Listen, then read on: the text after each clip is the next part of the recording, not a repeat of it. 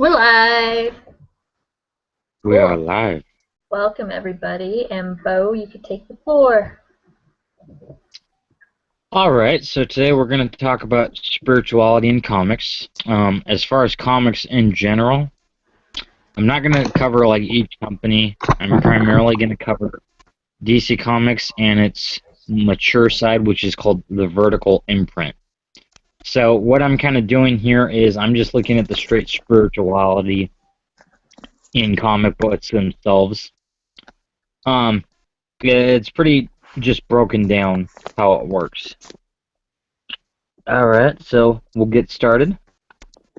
There's my hand. Alright, so we're going to start out with the entities. The entities are physical representations of emotions. So if you think about science, you'll have recalled the color spectrum. How they do it in DC Comics is coinciding with the color spectrum. Each color has an emotion, so emotional spectrum. And each one of the colors itself started out as a living entity to represent that emotion, and all the direct power from that emotion comes from that entity. So, breakdown: the center one itself is called the entity, and the entity is actually possessing Sinestro at this moment. This one right here is the butcher. I should have mentioned the entity actually represents life as a whole. We're looking right here, this giant Red Bull over here. Red Bull, that is the butcher who represents rage. Right above the butcher, you see this kind of snake thing.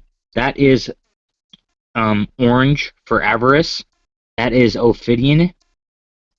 Right above Ophidian, we've got Parallax, who represents fear through the color yellow. Right here, direct center, that giant fish typing thing, that is Ion, who is the green entity. Right next to Ion, we're looking at this three-headed bird. That's Adara, who represents hope. Underneath Adara, this indigo color, and it's kind of a squid-type looking thing, that is Parceleth, which represents compassion. And last but not least, we're looking at, down here in this corner, this kind of, literally, it looks like one of the aliens from Alien, except for it's violet. That is the Predator, which represents love. Alright, so first we start off with the entity. In DC Comics, how the existence of their universe starts is with a figure called the Presence. For lack of better terminology, the Presence is identified as God. And what the Presence looks like at the very beginning of existence is just a giant hand opening up and the universe is being created in it. What we're looking at, that is the first living being that was ever created from the Presence was the entity, and the entity is literally the embodiment of life itself.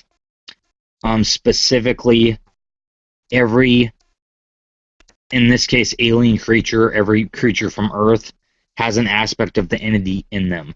And how this works specifically, especially in the Black Lantern series, is that essentially the figure that represents death is trying to kill the entity for the purpose of killing all life in that universe. And the entity itself kind of looks like a giant chicken, and is just solid white. Also has kind of like a humanoid look to it too, combined with that chicken look. Alright, so as represented in the Green Lantern series, we're talking about Ion. Ion is that giant fish creature that I talked about earlier. And Ion is the embodiment of willpower. The origin story of Ion is represented through, after the entity took on life, Ion is the creature that forced itself to move. Literally, it just shows a bunch of protozoa, and Ion, just in this crowd of protozoa, literally moves and then evolves and then the idea of evolution comes into play.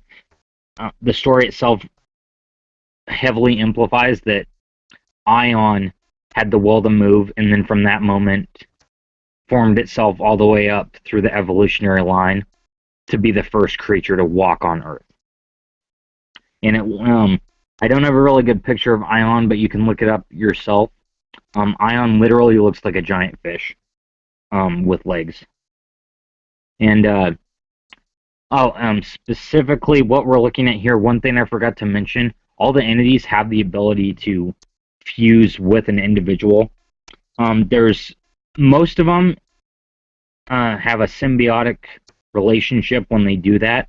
Ion is one of these symbiotic types. He has, on several occasions, literally fused into someone, and they're pretty much the equivalent of the living embodiment of willpower. Parallax. Parallax is the embodiment of fear. As the story goes, when they're telling the origin story of all the entities, Parallax represents pretty much the first predatory bug. What we're looking at was, it's in the story, it shows this kind of hornet type creature flying around, and it just decides that it wants food. It can't find any, so it literally murders another creature. And as the story expresses, the creature felt fear for the first time ever on Earth, and so Parallax kind of absorbed that power, and then from then on became more or less a creature that fed off of fear. Parallax regularly comes up as an antagonist in DC Comics, both as the entity itself and as the entity possessed in something else. Most famously, back in the 90s, Parallax was a huge figure when they took out Hal Jordan from the series before bringing him back in 2004.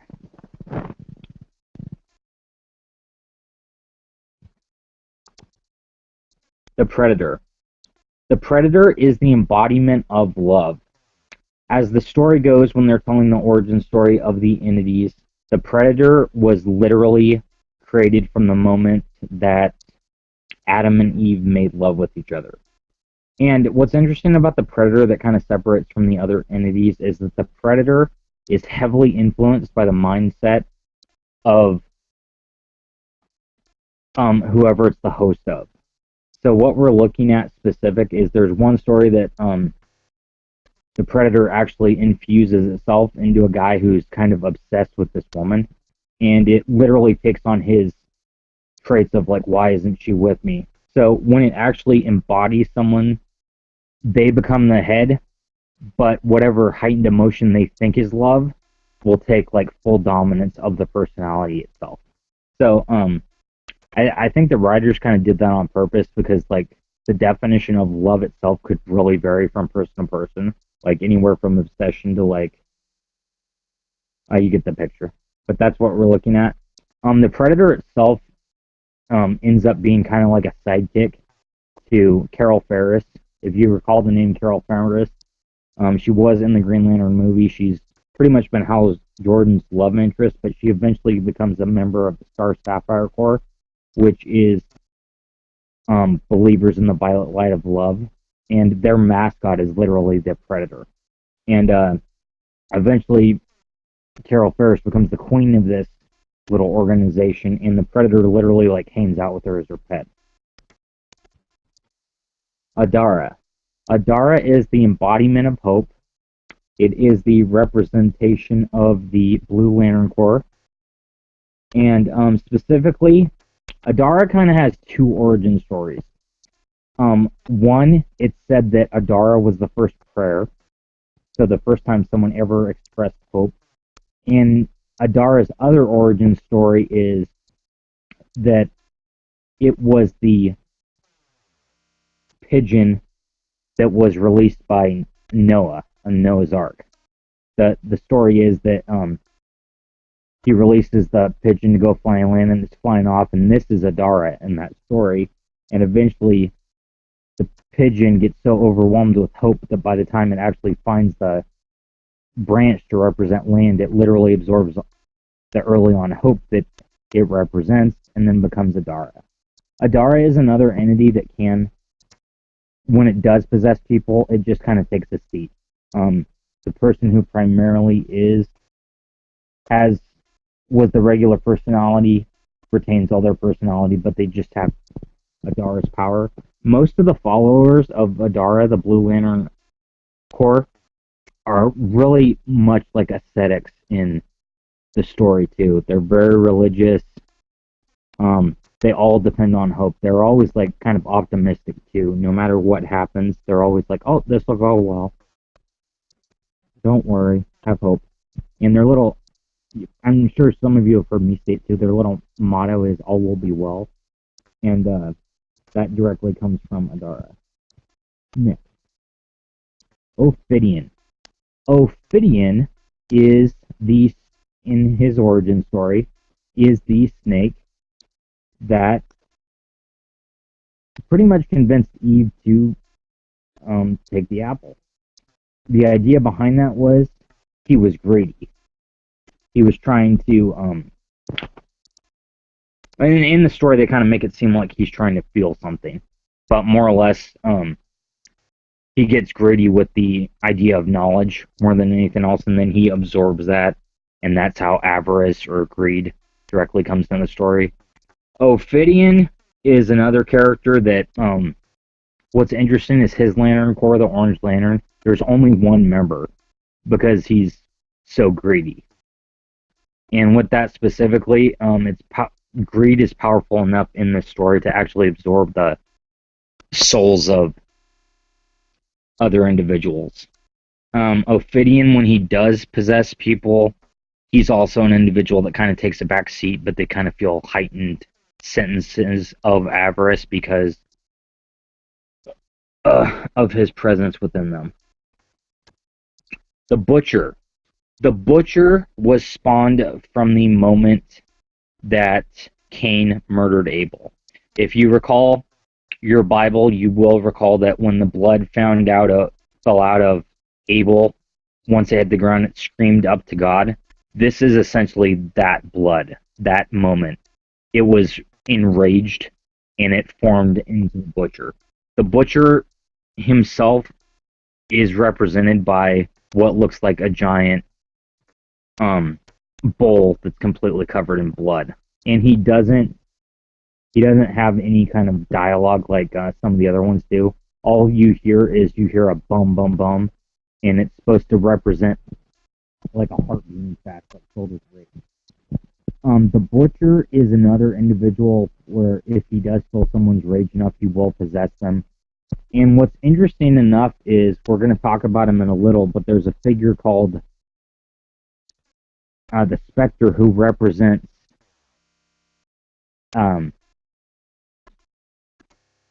Spectre is pretty much an aspect of God's vengeance, and he has like a really old story that goes back with the Butcher, where they always talk about how they duel each other.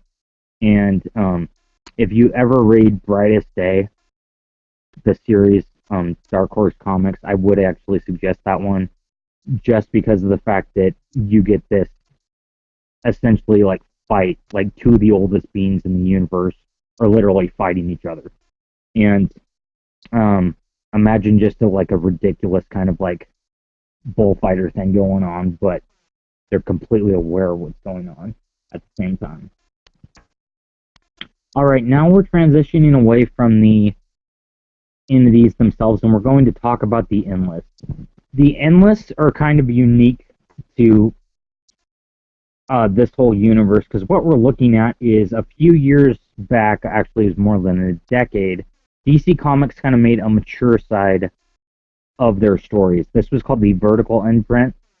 Marvel did the same thing. Like you'll look at Jessica Jones. That's like the mature side of the Marvel universe. The Endless primarily come from the mature side of the DC universe, or Vertigo imprint. All right, so the Endless are kind of in conflict with the stories of the movies themselves, because what we're looking at is the Endless are embodiments of what they are, and it's really, really confusing about how they fit into this entire story when you really look at it, because they represent constant traits of what you have. So It's kind of hard to tell, but the oldest one is Destiny.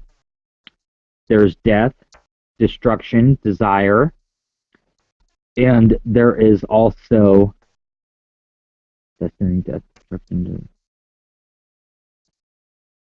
I believe that's all of them. But anyways, so that's what they full on embody. That's their job within the universe. There is a very specific story that starts with the Sandman series. Oh, and Dream. Dream was the last one. So what we're looking at is they're considered constant entities that you would need. They are siblings. No specific ruling about who their father is. They are considered royalty within the Vertigo and DC imprint. There is a story in the very first issues of Sandman where he actually gets away from his captivity. This is Dream specifically, or Morpheus as he's also called. And he ends up in a house that is run by Cain and Abel, and they call him Sire. So when you're looking at the regular hierarchy right there, you've got the second and third human being in existence, and they're calling this guy Sire. So with that specifically, the Endless themselves, like I said, their job's specifically to maintain what they operate, their namesake. So, like, for example, Dream, he handles all nightmares, all daydreams, so on and so forth. Destiny literally has a giant book chained to him that has everyone's destiny written into it. And his job is simply to maintain that the words within the book stay as they are. And so on and so forth. Alright, moving on. Are you guys still there? I am. Yep. Okay, there we go. Alright, now we're kind of moving into kind of alternate mythologies, if you will, within the DC universe. So what we're looking at right here, I don't know if you can see it too well, that is Ra. Ra is the creator god of the planet Krypton. As the story goes, it's vastly similar to what we know, but in Kryptonian mythology, Ra was first, then he made the universe, then he made Krypton.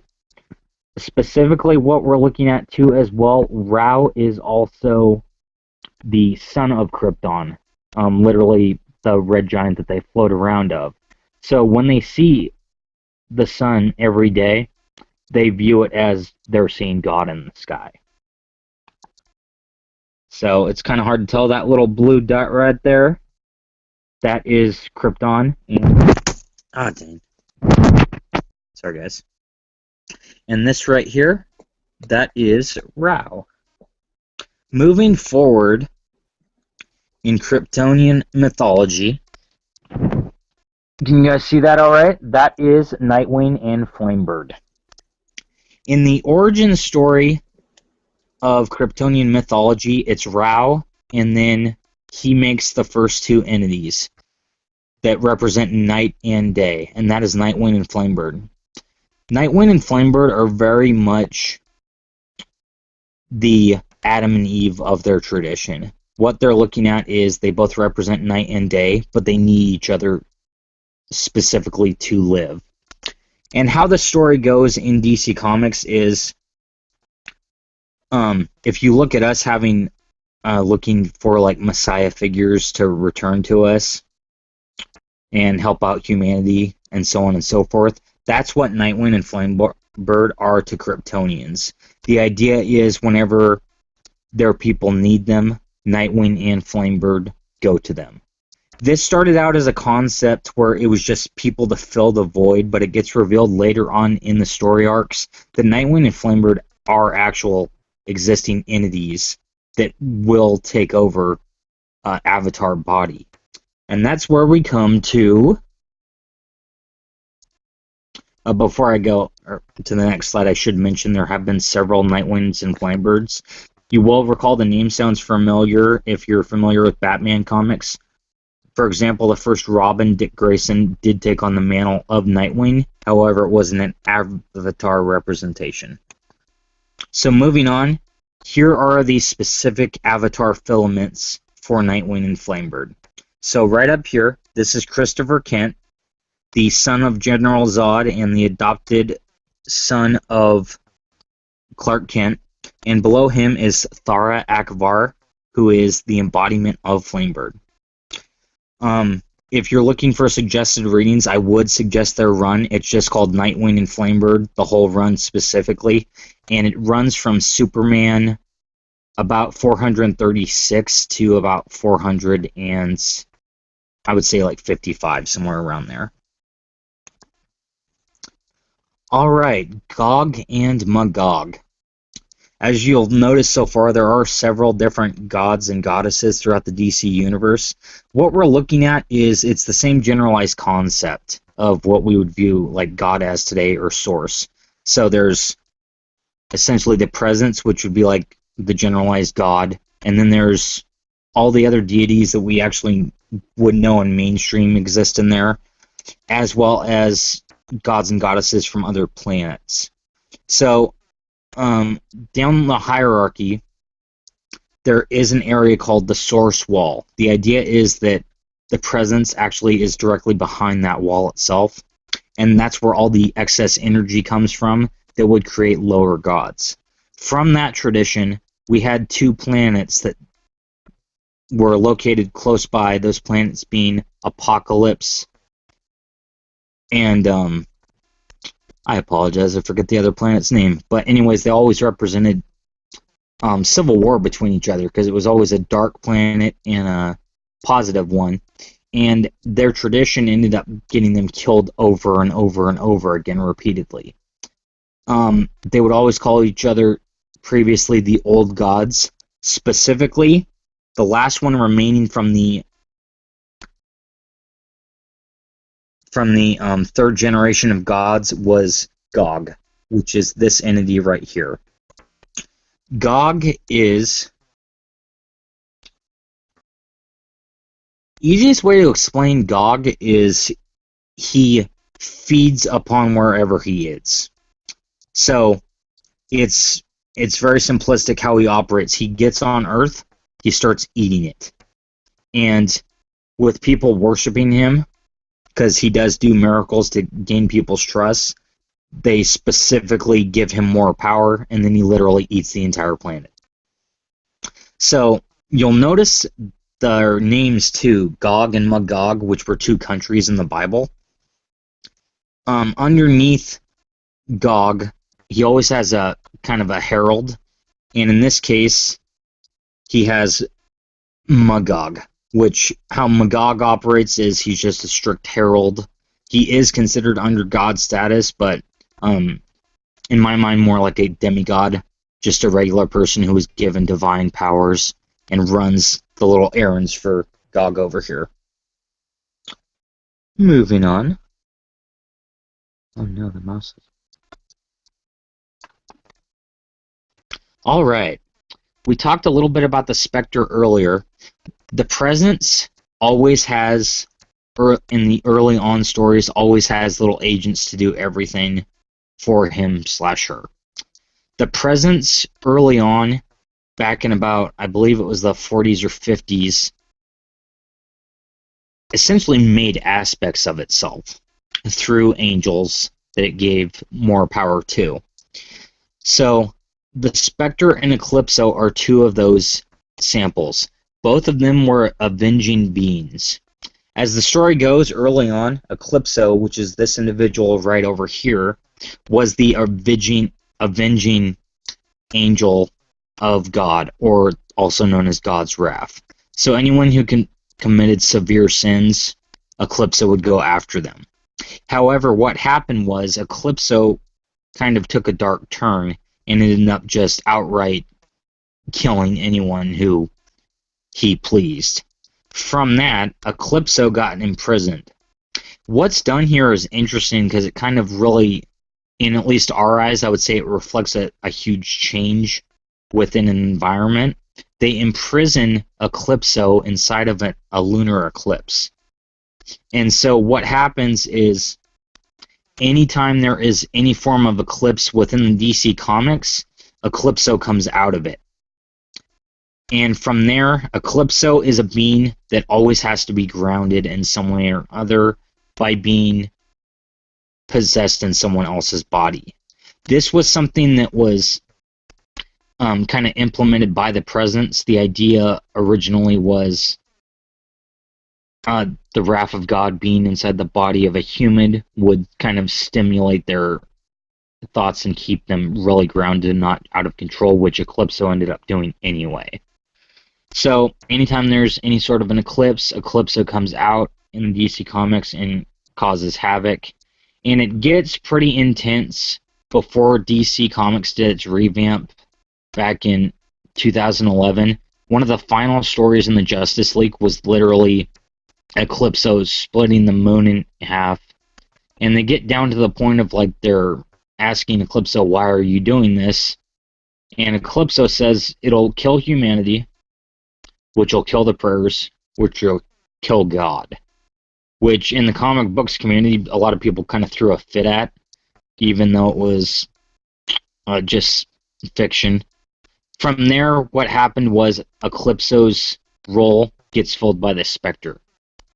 The Spectre is built the same generalized way as Eclipso, with the exception is it's an entity itself, and it always has to be filled specifically with a dead body, or a dead soul attached to a dead body.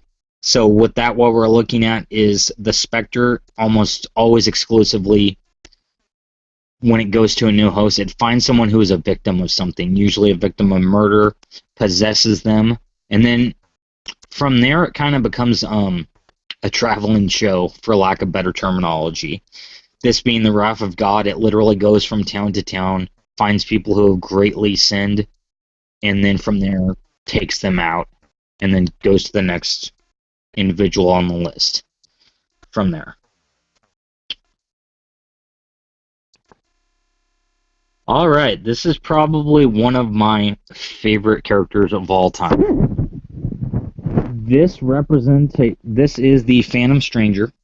The Phantom Stranger represents everything mystical and magical within the DC universe. What's interesting about this character is that he went nearly 60 years without an origin story. And I wish I was exaggerating that, but it's pretty much true around that time period. So the Phantom Stranger kind of started out first as like a detective type, but then from there evolved into more or less someone who would just help out when he was needed. As far as powers go, it said he can walk through shadows. It says he can teleport. He can be two places at once. He has physical magical powers. He can bind individuals. The way I view him... Oh, let me straighten that for you. There we go. Thanks. I kind of viewed him as more anything else. He's someone who, in very dire need, he just appears. So what ended up happening with the Phantom Stranger back in the 80s was fans kind of demanded an origin story, and so they actually got 4 authors together and gave him 4 origin stories with the idea of fans picking out who he would be, or which one of the origin stories they would like most, to each their own kind of idea. What ended up happening from here is the fans really didn't like that. They were like, well, we want a solid origin story. So most recently, back in about 2011, they gave the Phantom Stranger his origin story. So it's kind of hard to see, but on this picture you'll see he's wearing a necklace of silver. As the story goes, this is Judas Iscariot. The necklace of silver he's wearing are the coins that he took for essentially giving up Jesus. So the idea was they took these powerful entities that kind of represented the Olympian gods, took everything that was from him, and then they put the silver around his neck, and he had to do 40 severe good deeds before he isn't a phantom stranger to anyone anymore. If you're interested in this character, he has several books that run from pretty much about the 1940s to now. If you can find the Blackest Night series, specifically the Phantom Stranger issues, there's 2 of them. He's got a great story in there. His monologues are often kind of cryptic when he's describing himself, but probably some of the best monologues I've ever seen in a comic book he writes. And that comes to my conclusion of everything. Dude, you just blew my mind. That was rad. Good job. I felt you were very studious about that. Like, how much of a fan of comics? Like, obviously you were, like, let me put it this way. Were you quoting your own knowledge of series numbers and stuff? Or is that like, did you wiki that, or how did that work? Most of them, that was kind of mostly, admittedly, guesstimation. But, remembering the Nightwing and Flamebird series, those numbers seem right to me. Well, I mean, you're that into, like, I'm not saying this in a bad way. You've read all this stuff? Like, you're this into it? That's awesome. Like, yeah. I wish I was this into comics. As far as like mysticism and comic books go, it kind of stays with me more than anything else. And like, even so, to give you an idea of how heavy a reader I am on it, yeah, this is the DC Comics Encyclopedia. Yes. But no, it primarily stays with me. When did you start reading comics? What's that? When did you start reading? Like, did you grow up reading those? Because you said they were in the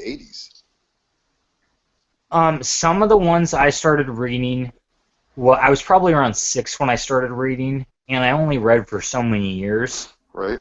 And then as I got older, I kind of really respected them, because it kind of happened because I started watching Smallville, and then it was kind of like, I want to go back to this. So I'd just gotten back from deployment, and I went out and bought, like, probably, I don't know how much in comic books. And an from entire there, GI I Bill. started reading. And I bought a bunch of classic ones, too, from the 60s, 70s, 80s.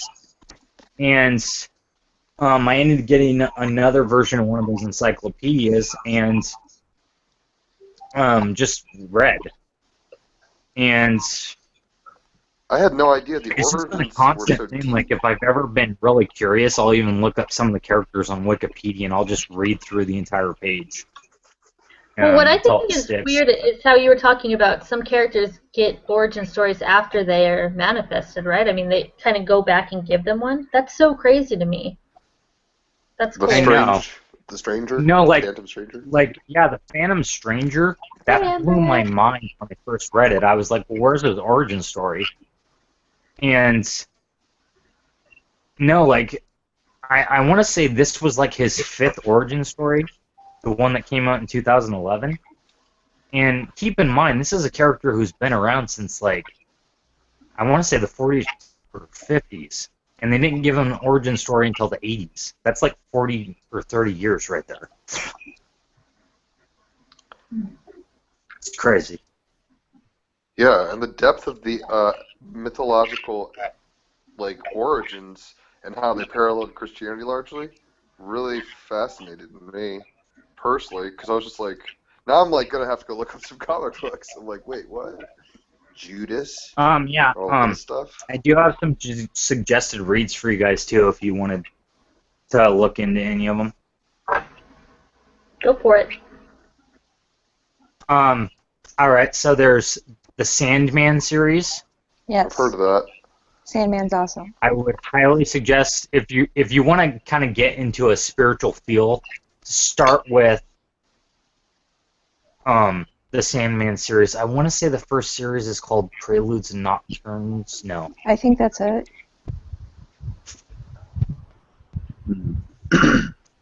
So, the Sandman series, like the Endless I was talking about, that's where they start. Granted, the beginning of that series, it only has 2 Endless. It just has Dream and Death. Let's see. You were mentioning Lanterns earlier. I've never seen Green Lantern movie or any of that. This is that universe? Yes. Okay. Oh, Green Lantern. There's so many books I could suggest to you guys. Oh, jeez. Because almost all of the comics you've mentioned, I've either never heard. I mean, I've heard of Green Lantern, but I've never read any of these. Like X-Men and stuff like that. That's like G.I. Joe, Batman. Those kinds of comic books I've heard of, but I've never heard like Gog and Magog. When you said that, I was like, oh my gosh, what the heck? Yeah. Well, if you want to read about Gog and Magog, look into. It's called the Justice Society of America, and I believe it's the 4th series. If you need to look for dates on them, it's gonna be the dates around. I want to say it's 2004 to 2006. Oh, and the series run is called Thy Kingdom Come. Let's see, what else is good? I'd recommend Hellblazer with the character named Constantine. That's pretty good. Yeah, I've heard that. Yeah, that's a movie. But that's a character Oh, the that book is which the actually book is so much better. based on the physical Oh. works. So, of course, Keanu Reeves ruined both it. Hellboy and Constantine are very good examples to explore this kind of mythology and spirituality.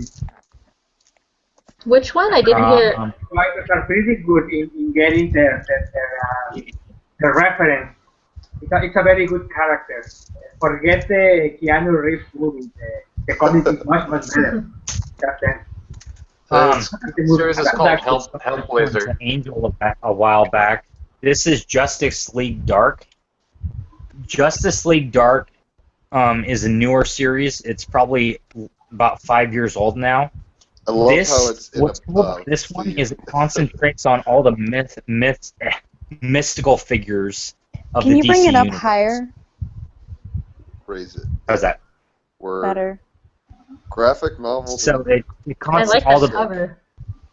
I know, right? Like here we have Deadman. This is the Enchantress. Madame Xanadu. Constantine's actually right there, flipped upside down. Zatanna, who's like a magician who talks backwards. That would be a cool, if you just want to keep it like on a mystical front, that would actually be a good one to read. There's so many to suggest, it's not even funny. Well, as far as that goes, like mysticism, I would say Promethea is a really good one, created by Alan Moore. Alan There's a Moore. lot. What's that? That's he's Promethea? awesome. Yeah, it's pretty awesome. There's a lot of I've just mystical, Egyptian, like everything's in there. Oh, Promethea? Yeah.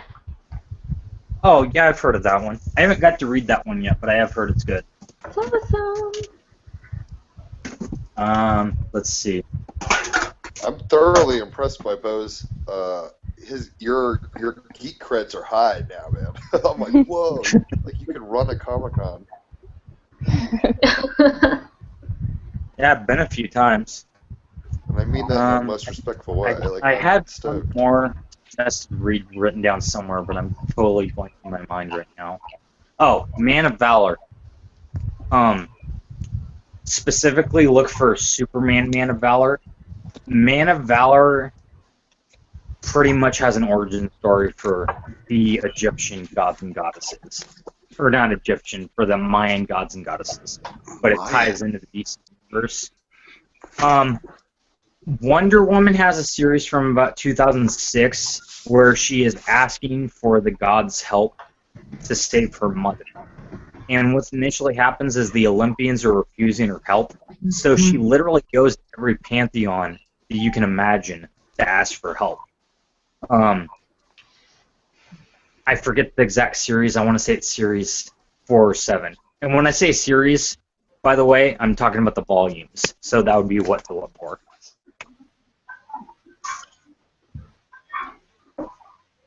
And yeah, Did anyone have any questions about anything you mentioned at all? Or should we stop the broadcast? I don't know No? about the broadcast, but I don't have any questions particularly. It was a good presentation. You totally basically took me from zero understanding to like interested. Like I don't Thank know you. what's going on, but I'm interested. I picked my interest. I agree. I thought it was really good. Really in depth. thank you. You're very good at presenting. You could be a substitute Yes. teacher so well. A We gotta- substitute? Or a and teacher. I you know guess. what else, What about a guys? teacher? Why can't he aim higher? A teacher. We got to figure out a way to do, like, the broadcast that we tuned into where we could actually see the slideshow on our own screens. You know what I mean? Right? Marisa, the one that we Well- tuned into? It was secondhand digital. Yeah, I Imaging think or we're whatever. probably going to have to find a different platform. That's what I mean, like something that supports where we can tune into his desktop and see what he's I think presenting. Skype does that kinda, where you can drop Skype things in. does it. Then let's 'Cause try actually, Skype yeah, for the next one. Well, I think the issue Yeah. here was that he has to use two different computers because of the connection. Oh. It's not like Hangouts, like because you can screen share and everything here. But yeah, we'll have to figure something else out because I think it would really be cool to see the slides as well. Awesome. Well, thank you. and The broadcast. Oh, go ahead. One more thing, guys, too. I just remembered, if you want to get like a review of all some of the stuff I talked about today, go to Comic Storian. Say that again? It's an area on YouTube. His name's Comic Storian, Like historian and with literally comics. he will Okay. sum up a whole series for you in like less than 10 minutes. Word. That's real cool. It's like Cliff Notes comics. Right? Sweet. Well, cool. All right. I'll go ahead Thanks, and guys. stop the broadcast, but thanks for hosting it. It was awesome, as Yes, usual. thank you. Thank you.